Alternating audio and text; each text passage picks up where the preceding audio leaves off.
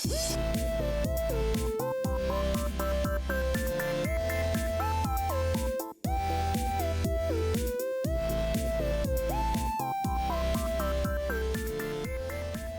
all, Hal here with more Empyrion. And it's a full Aqua out tonight. Oh, sorry, I couldn't resist.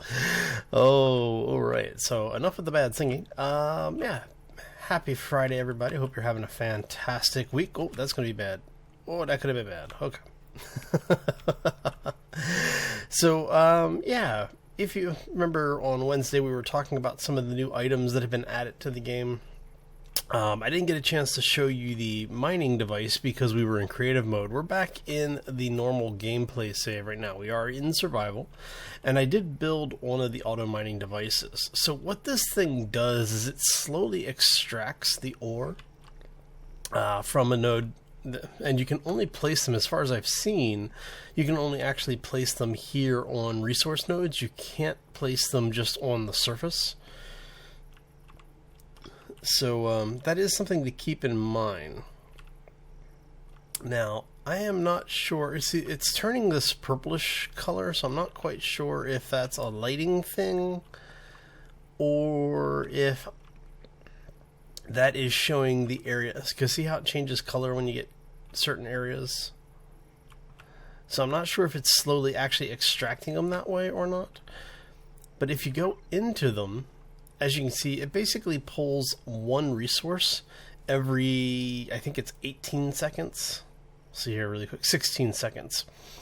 Because of the fact that you've got it here, it'll tell you it has a limit of 7,000 items. You know, it's got a 200% or 200 items per hour, which is not bad. We've got a little over 3 hours of time when you're using the large fuel packs. So, is it better or worse than manually? Oh, look, so it is actually eating the ore out of the dirt. Interesting. Now, I'm wondering if that means if we place this thing on top of the node, would we actually be able to get the entire node without leaving a giant crater, or is it going to make a giant crater? This we'll have to experiment with more during the season, I think.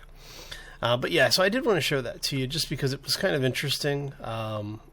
Surprisingly, I actually like it, believe it or not. I think it's a good balance between ease of use and the rate of extraction. It's not as overpowered as everyone was afraid it was going to be, but at the same time, it's not completely useless. I'm thinking that if I put like 2 or 3 of those things down on a single node, actually, let's try that, because I'm wondering if there's a build restriction where you can only have one of them per node or something like that. It would make sense to have that type of limit in place, and I don't have any resources here to build. Oh well.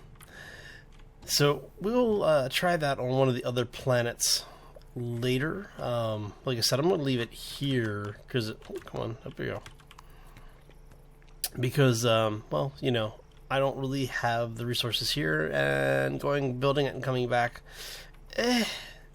especially in the gameplay series, I'm not quite sure it really warrants it. And now, one of the updates, well, they've done basically a couple of micro updates since this update was released. So what we had happen is all of my planets have been reset as far as the resources being discovered. All of the resources are still in the same place, but but all of my markers have been removed. So all of the bases and everything else, which is kind of funny because all of the bases are exactly where they were. So I'm guessing that it just refreshed the seed, and since it's still the same seed, everything else got updated. And oh look, they've added lights to the antenna. Nice. Huh, very cool. One of the other updates that they've done is if you look at the mini-map in the top right corner there, we now actually have what looks like an actual mini-map. You know, we've got a nice compass system. There's actually a grid there now instead of just everything floating. which will help, I believe, with a perception of distance. Because if you figure out roughly how long it takes to get one grid, let's see, that grid's over there, so that's probably about 7 seconds at a full run, 7 to 10 seconds. So you're looking at roughly 30 seconds out. Yeah, probably. Well, let's see. 1, 2, 3, 4, 5, 6, 7, 8, 9. So yeah, probably about 8 to 9 seconds to go between those two. So that's 1, 2, so 3. So about 3 seconds a grid. 2, 3, 4, 5, 6, 7, 8, 9, 10, 11, 12, 13. So a little over, maybe about 40 seconds to go from center to where the tile is actually at the edge. So that's not too bad. That is actually a pretty good distance, especially given how fast you can travel just jumping around. But yeah. So did they sneak anything else in is the question. Oh, no, I need to go... Oh, what was that? Oh, that's Marketplace. Wrong one. Go back to Blueprints. Aha. That's why. Okay. So, now for the folks who didn't see me build this ship before, this is actually one from a previous playthrough that I did last season, before we jumped over to the experimental, I believe. So it was definitely from before the 1.0. Now, did I? So yeah, basically you have your power generator, you've got oxygen, you've got power, and you've got refrigerator. Now I think I actually have a regular storage box tucked away inside. It's been a while since I looked at this build. Let's take a look really quick. Yeah, so we have a cargo box in here. Do we have... Yep, we have an ammo box. So it is since the ammo box is required. Yeah, okay. So, but one of the other things that they did add is, if you notice, you now have lock codes. I believe it's just for the items with inventories. Let's see here.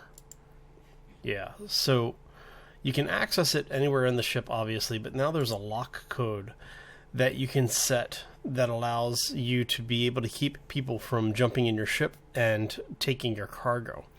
Nice change, Eleon. Thank you very much. I appreciate that. I don't remember seeing this announced, so I am on the experimental build, so this may not have been published out to stable yet, so do keep that in mind. Let's see. Oh, and you can now lock the cockpit down as well, which is cool, because that means that you can basically have a vehicle that you allow other people to use, but you can be selective into who you allow to use it. So, alright, so let's get out of here.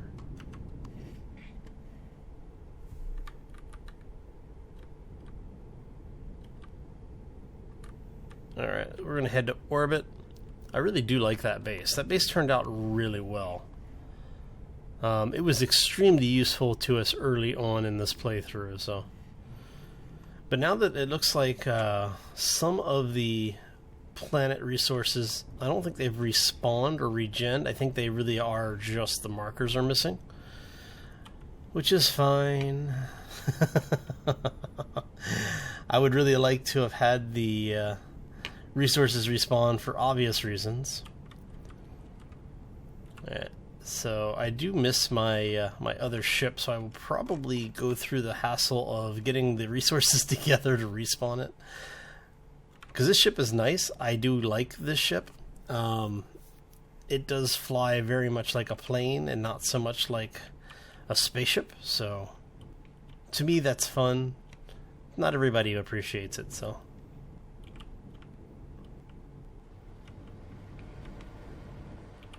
At some point, I will actually finish the back of this ship as well. Okay. So, we are going to move on to a little bit of adventure, I think. I need to get up to the front of the ship so that we can choose a destination. Now, I'm trying to think here. Where do we want to go? We've been hitting up most of the safer planets. We've got a base on Aqua. We now have. Did we take over a base on Ningas? I don't think we took over a base on Ningas yet. We were working on one. So we still need to take over a base on Ingas, a base on Skyllion, and then a Skylon, and then Aestus as well. So let's hit the Ningas. And helps if I set my waypoint there. So what we'll do is we'll go ahead and jump back to Ningas. We will take a look over there, and yeah. Oh, there's our other ship.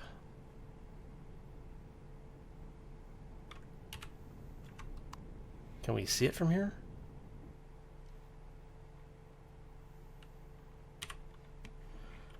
Okay, so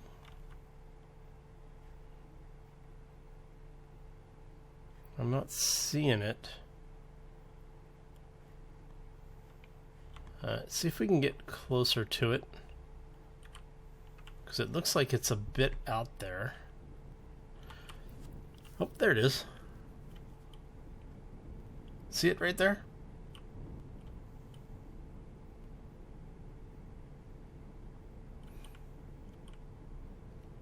And we will swing by and pick that bad boy up.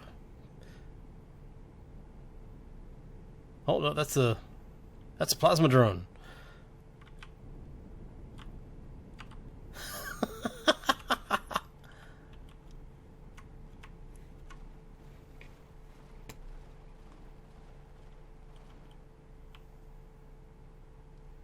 Are you going to...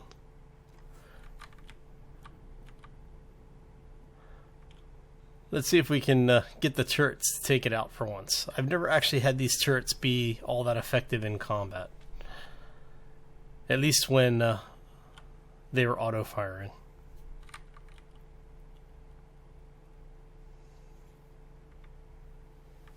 Here he comes. We're going to start moving a little bit.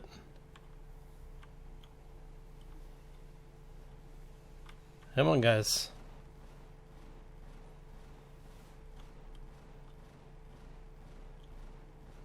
Ow.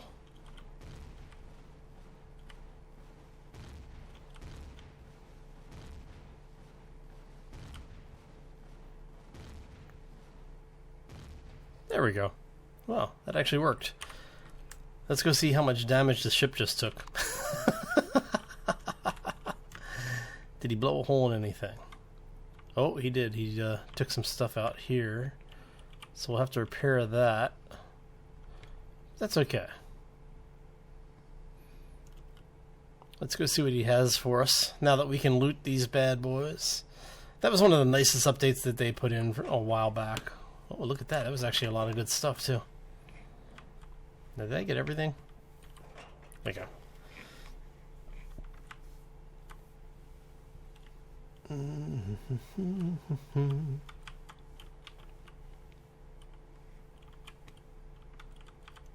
Okay, so let's go see here. How much damage did you do to him? Oh, turret didn't take any damage. That's nice. It's too bad you can't make the repair bays part of the actual ship. And considering this is not the heavy armor... Oh, you know what? This is still using the old armor block set.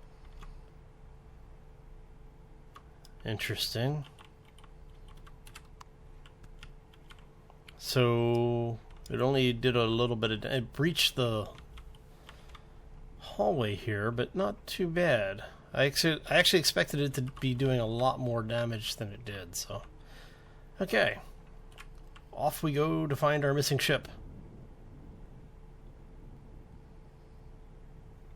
Which is over here somewhere. Alright, so I'm going to do a quick cut, and I'll bring you back when we find the ship. See you in a bit. And we're back, and as you can see, we are getting close to our ship. Our poor beat up thing. Look at this thing. Sheesh. Has been absolutely wrecked. Alright, so now let's see, can we get to the core under here, or is it still, it's still covered? Okay. I think I'm gonna have to do that. Okay, so what's funny is that it tells me that the core is a player faction. So let's try replacing it. And did that make it mine, is the question.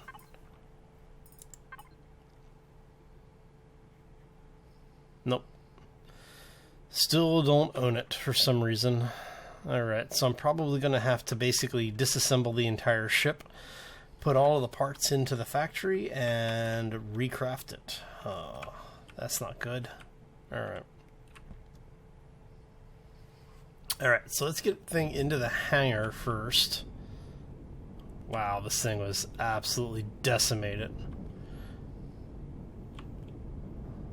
Alright, so let's go ahead and get around here. Hopefully not drift into the line of fire of my turrets, because I really want to be able to get in and out of the ship easily so that I can more readily break the ship down without having to fly any type of distance. This is going to be annoying. Alright. And see, it won't... Man, that's really bad. You should be able to somehow or other claim ownership of this thing.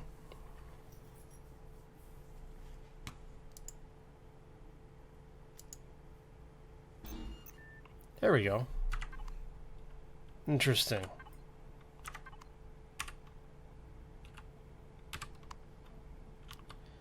So are you technically mine now? Yes, yes, we have our ship back. Yay! Of course, it's pretty beat up, so. Oh, the thing has been pretty beastly. I mean, it's dealt with a lot of just getting its butt handed to it, and it keeps coming back. Oh yeah, I forgot about that. So I had actually started to do an episode where I was showing off the LCDs, and the update to the new graphics system, I should say the lighting and graphics pass that they did, changed the way that my recording software works with the game. So I have to record in a different mode now and then convert everything over, so it adds a little bit of time to the records and renders. So nothing massive. You know, well, nothing unduly not massive and annoying. It's just an irritation more than anything else. But yeah, so now that we have our ship back, we can actually get that thing rebuilt. Oh, at least I don't have to break the entire thing down and recraft it, but it might actually be just as easy at this point. Because I've replaced this side twice now. So I'm thinking I might... You know what? I'm thinking we might do a rebuild of this. Because I like a lot of what I got out of it. But I'm thinking that we need to incorporate the weapons a little bit better than what we're doing currently. And I think we need to redesign a little bit of the cockpit as well, so that we end up with something that is a little bit more functional and hopefully as, you know, aesthetically pleasing as possible. But yeah, it did turn out nice. I did like it. I do like the ship. Just a little disappointed with its overall performance currently. Well, I shouldn't really say that, because it really has taken a hell of a beating. So, and continues to operate really, really nicely. But I do think that I need to revisit some of the overall design. Like, I would like to have a little bit more room in the cockpit, so that when we get out into a zero-G space, I'm not stuck ping-ponging off of the walls. Because originally what I had thought to do was to have basically the chair be right here, so with maybe remove this door. But I like the idea of having the crew compartment, like the cockpit area, sealed from the general access area. The idea is that if they ever put in a sealed environment support, like we have in that other space-based engineering game, shall rename nameless. But basically, if we ever had a system like that where we could pressurize the ship, I was really hoping that we would be able to basically, the ship would basically be ready to use in that type of gameplay. But it is what it is. We have make do with what we can. Grab some oxygen really quick. So yeah, okay, I'm gonna go ahead and call this one here. We've successfully recovered our ship. We took a look at the new dedicated extractor, which is actually pretty nice. I honestly would not be opposed to seeing it extract materials a little bit faster. 200 units an hour seems like it's kind of pointless. I would really like to see it extract probably about half as fast as a player. But I can see where that could be considered exploity, simply because of the fact that if you can drop more than one of those things on any one planet, or on any one node even, you would be able to drastically increase your rate of extraction to the point where you wouldn't really have to do much. What I would really like to see is that item being a component in a mining rig of some kind. Like, basically you had to build that, and then like with the ship, like the starter ships or the ship starter blocks, where you have to have certain electronics before you can build the block, which in turn allows you to build a ship or item of that class. I would like to see something like that for a miner. Basically, it would be, ideally it would be something that was a single place mining rig that once it was done, in order to get the parts back, you have to break it down. That way it's preformed. They don't have to deal with people being able to basically exploit it out and put like 15 mining rigs or something together. I think that would be probably my version of ideal, but everybody's going to be a little bit different on that, and let me know what your thoughts on that are, because I am curious as to what everyone else thinks about it. I know a lot of people, it's very divisive in the community, because a lot of people in the community, I would say it's pretty fairly split 50-50. People either like it or they despise it, and I think depending on your preferences. What is this and why is it here?